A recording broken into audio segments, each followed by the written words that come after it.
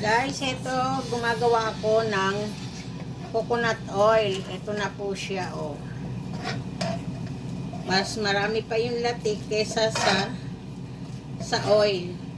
Gagawin ko po itong coconut oil. Lalagyan ko ng olive oil at lalagyan ko rin ng, alam nyo na kung anong ibig sabihin nito. Ito ay pang massage sa katawan, pang wala ng mga lamig. Kung mayroon po kayong mga halaman dyan, mga oregano, damong maria o ano, patuyuin nyo lang po siya, padry nyo, tapos durugin nyo po, ayan, tapos ihalo nyo sa oil nyo. Maganda po yan, panghilot sa katawan, lalo na pagka maraming lamig sa katawan. Ito na nga guys, sasalain na natin, ililipat natin siya. Pero lulutuin ko pa po siya.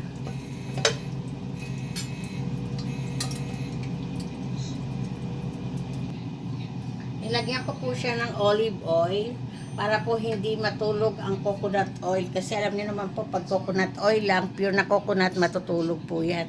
So, pinakukuluan ko po siya uli at saka ko na ilalagay ang ingredient ko dyan. Ito na nga guys, mainit na yung coconut oil na hinaluan ko ng olive oil. So, pinatay ko na yung apoy kasi po napakalakas ng amoy nito. Kailangan malayo ako. Ipupush ko na ng biglaan.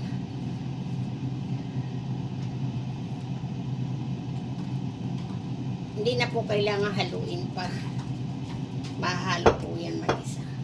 So, tatakpan ko po kasi napakatapang ng amoy. Okay guys, bukas po ilalagay ko po yung sa mga bote-bote. Ayan na po.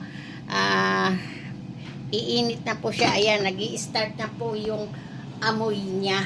Okay guys.